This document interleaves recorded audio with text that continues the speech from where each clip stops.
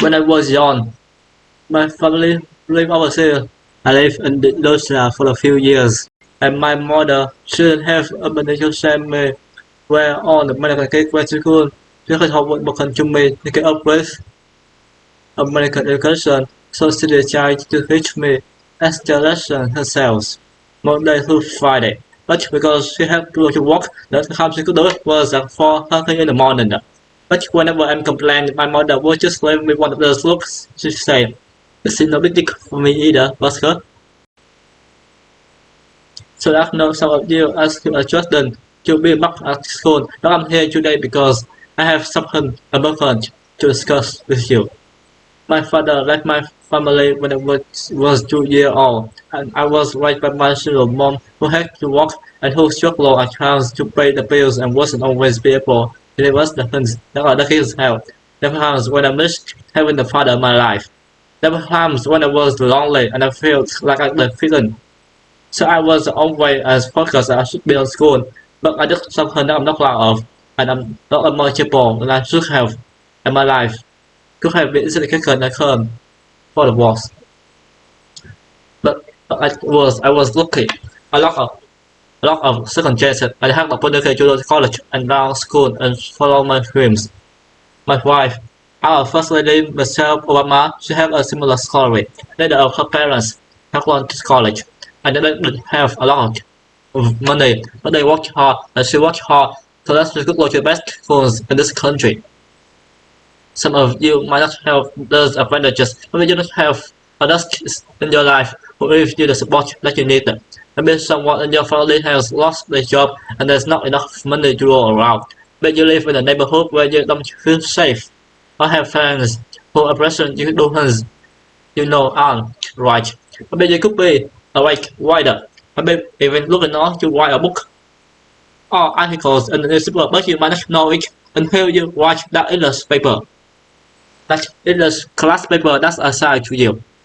Maybe you could an innovator or an inventor, maybe even look enough to come up with the next iPhone or the new medicine or vaccine, but you might not know it until you do your project for your science class. Maybe you could be a major or a senator or a Supreme Court justice, but you might not know in fact until you join student government or the debate team.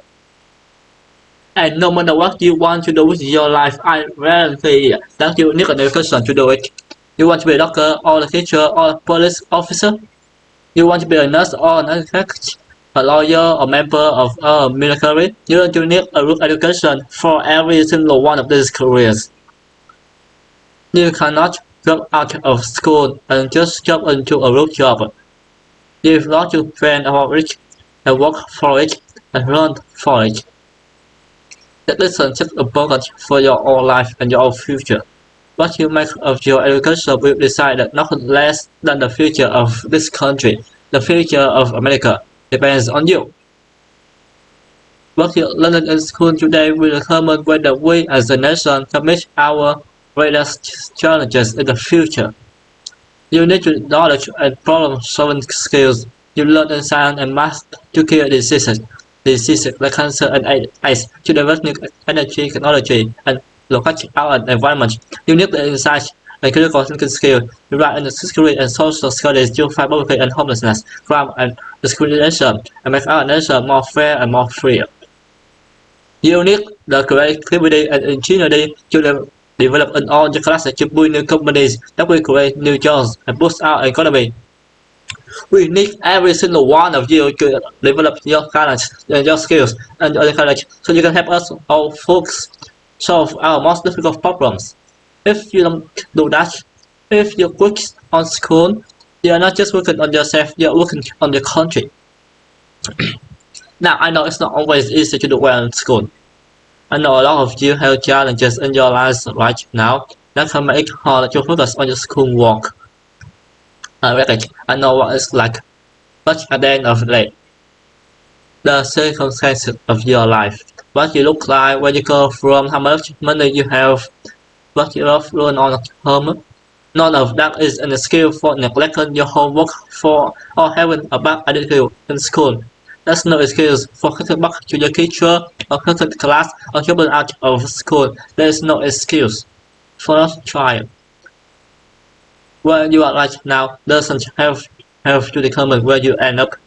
No one's writing your destiny for you because here in America, you write your destiny. You make your future. That's what young people like you are doing every day all across America. That's why today I'm calling you on each of you to set your own rules for your education and do everything you can to meet them. Your role can be something as simple as doing all your homework, paying attention in class, or spending some time each day reading a book.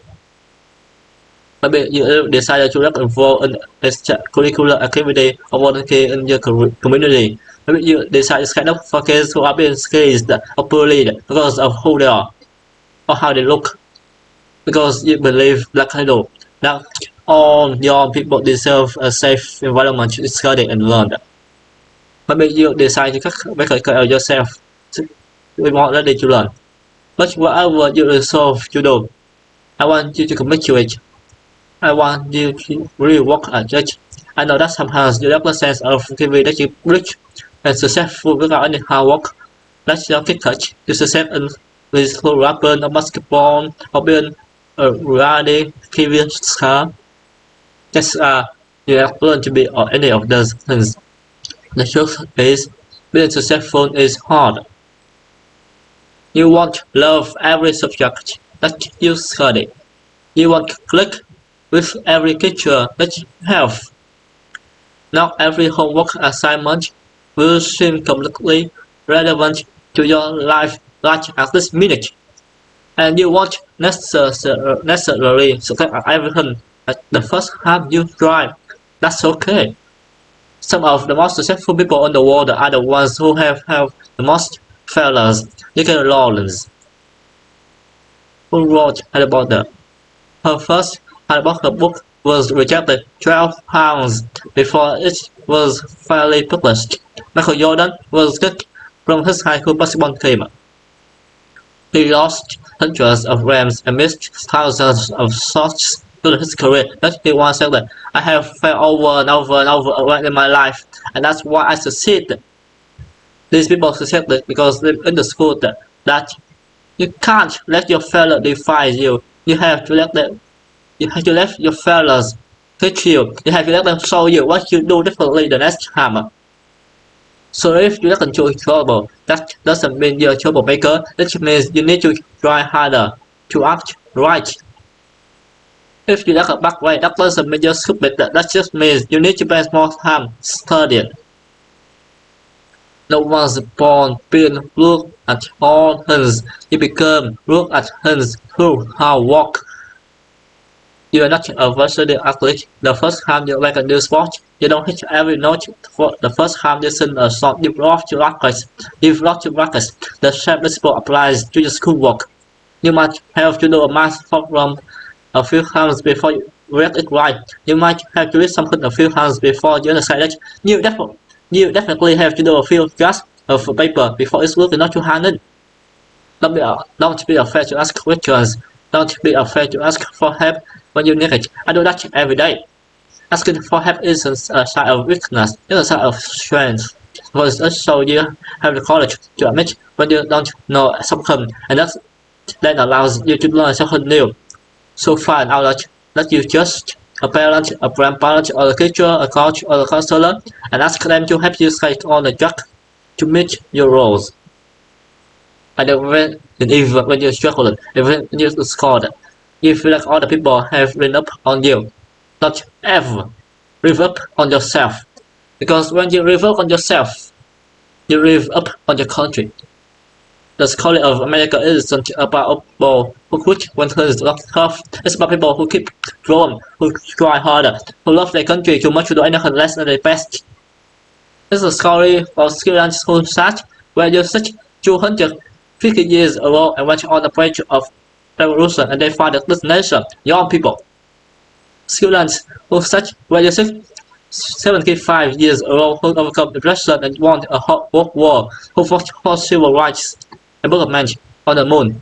Students who sat where you sit 20 years ago, who founded Google and Twitter and Facebook and changed the way we communicate with each other. So today, I want to ask all of you, what's your contribution? What's your contribution going to be? What problems are you going to solve? What discoveries will you make? What will a president who goes here in 20 or 50 or 100 years say about what all you did for this country?